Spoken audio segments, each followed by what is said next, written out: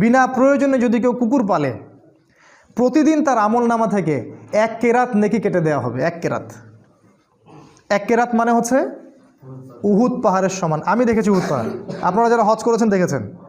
উহুদ পাহাড় এত বড় নেকি তার আমলনামা থেকে কেটে দেওয়া হবে।